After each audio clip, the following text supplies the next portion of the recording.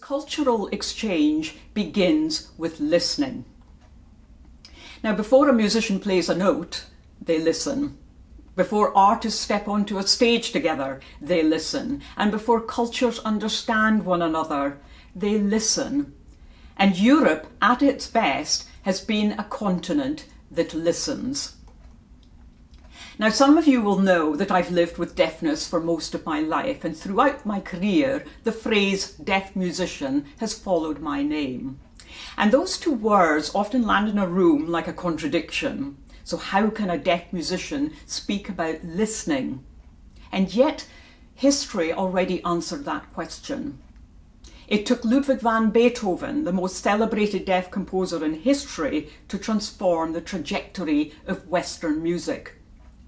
But when the sound of the orchestra faded from his ears, the music didn't fade and his imagination didn't fade.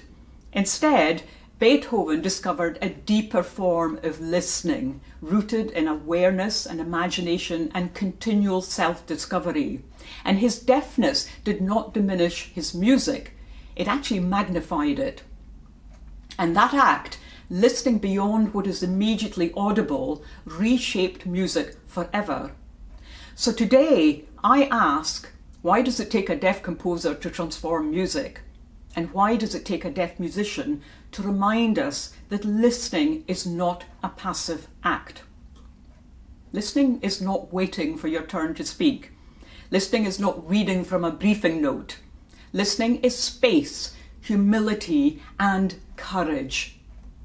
In my early years as a solo percussionist, I toured across Europe in a van carrying nearly 2 tons of percussion equipment. And I learned the rhythm of borders. The early mornings, the cues, the questions, the inspections, the suspicion. I filled out form after form, carney after carney. I was stopped, I was delayed, sometimes I was bribed, and sometimes I was turned away.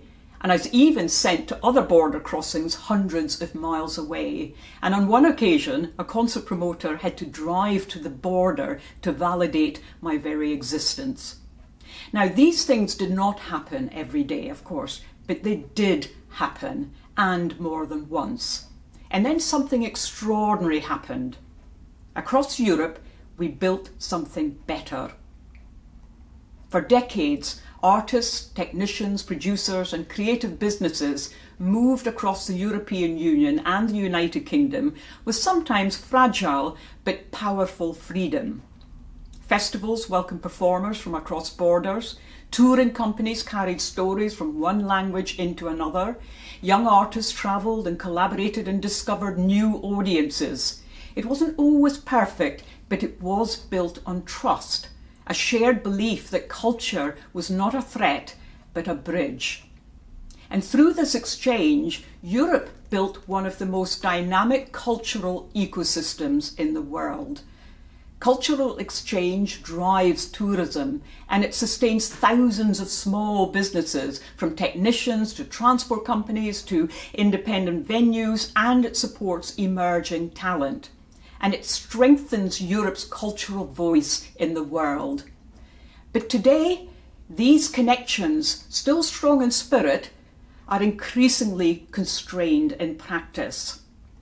Now, since the United Kingdom left the European Union, administrative and financial barriers have made touring significantly more complex, and the challenges we now face are not abstract problems. They are the quiet friction that slowly erodes collaboration, because creativity does not thrive into a spreadsheet of restrictions. When an emerging band from Manchester cannot afford a carney for a tour, let's say in Belgium, or when a theatre company in Warsaw hesitates to work with a director from London, or when a quartet cancels a residency in Paris because transporting instruments feels like navigating a legal minefield, we don't just lose performances, we lose relationships, shared stories, and we lose trust. And trust, once lost, is far more expensive than any trade agreement. Brexit is often discussed in terms of tariffs or goods and fisheries and sovereignty, but art is not a commodity. And music is not a container ship, and culture is not a bargaining chip. Culture is a nervous system of democracy, and it's how we feel each other's pain without translation. It's how we disagree without violence, and it's how we imagine a future before policy catches up. Now, musicians often speak about the silence between the notes, and silence is not emptiness. Silence is possibility. So what if, in our politics, we treated silence the way musicians do? What if we allowed space to hear what artists are actually telling us?